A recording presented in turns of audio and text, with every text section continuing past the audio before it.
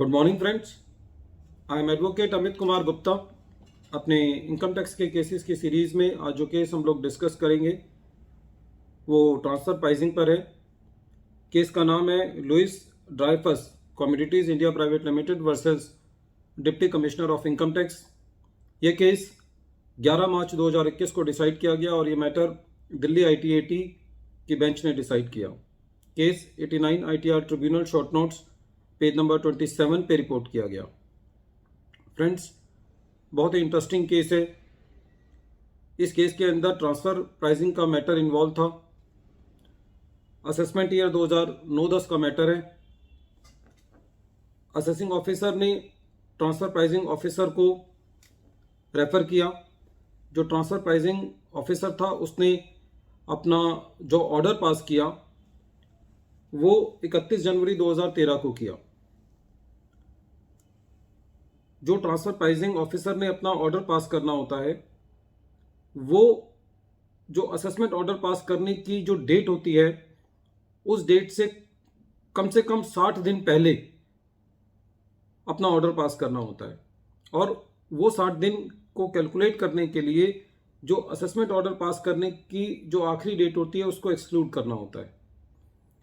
कहने का तात्पर्य ये है कि जो प्रेजेंट मैटर था उस केस के अंदर असेसमेंट ऑर्डर पास करने की जो आखिरी डेट थी वो 31 मार्च 2013 थी। यदि हम 60 दिन कैलकुलेट करें तो ट्रांसफ़र प्राइसिंग ऑफिसर को जो अपना ऑर्डर पास करना चाहिए था वो 29 जनवरी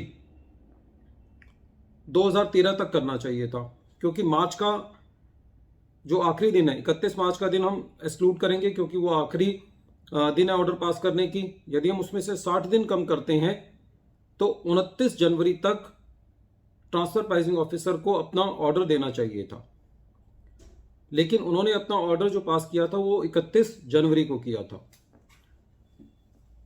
जब एसएससी की ट्रांसफ़र प्राइसिंग को लेकर के एडजस्टमेंट की गई तो एसएससी जो है वो CIT अपील के पास गया। CIT अपील के पास एसएससी ने मेरिट पे केस चल रहा था, तो उस टाइम एसएससी ने जुरिस्डिक्शन के पॉइंट पर ग्राउंड जो है वो रेज नहीं किया था, लेकिन CIT अपील से एसएससी को रियायत नहीं मिली। जब एसएससी ITAT में गया तो एसएससी ने ITAT के पास पहली बार ये जुरिस्डिक्शनल पॉइंट को रेज किया, एडिशनल ग्राउंड रेज किया कि जो TPO है उन्होंने अपना जो ऑर्डर दिया है वो 60 दिन के अंदर नहीं दिया, इसलिए वो ऑर्डर जो है वो नल एंड वॉइड है। जब दिल्ली ITAT ने के सामने अब दो इशू थे कि पहला, क्या एसएससी ये एडिशनल ग्राउंड जो है जुरिस्डिक्शन का रेज कर सकता है, तो इसके ऊपर लॉ क्लियर है कि जब भी जुरिस्डिक्शनल का जो पॉइंट होता है वो एसएससी किसी भी लेवल पर रेज कर सकता है, किसी भी अपीलेटी लेवल पे रेज कर सकता है, चाहे वो CIT अपील हो, ITAT हो या आगे फर्दर कोर्ट्स हो।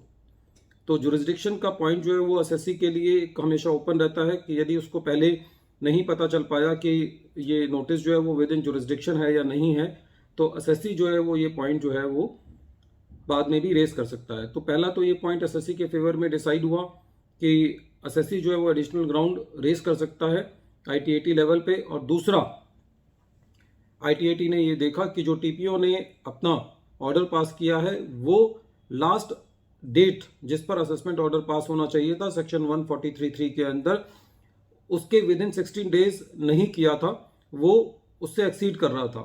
जो ऑर्डर पास किया गया था वो 31 जनवरी को पास किया गया था और जो 60 दिन खत्म हो रहे थे वो 29 जनवरी 2013 को खत्म हो रहे थे। तो ITAT ने ये डिसाइड किया, डिसीजन दिया कि ये विद इन टाइम नहीं है, इसलिए जो भी एडजस्टमेंट्स TPO को लेके की गई हैं वो एडजस्टमेंट्स वैलिड नहीं है।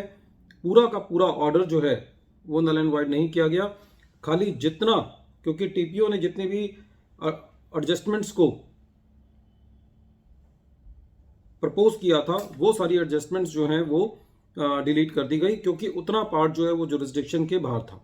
तो this was very balanced judgement as per Delhi ITAT, because all those additions were deleted by the ITAT which were in regard to the transfer pricing, because the transfer pricing officer did not pass the order within the time limit that was 29th January 2013, but the order was passed on 31st January 2013.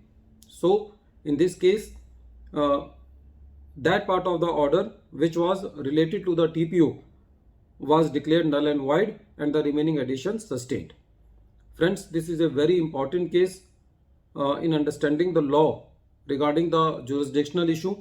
The assessee can raise the point of the jurisdiction at any level of appellate authorities. So even if we have not raised that ground in our earlier appeals, we can raise it at any level. Once again, I am repeating the name of the case. The name of the case is Louis Dreyfus Commodities Private Limited versus Deputy Commissioner of Income Tax.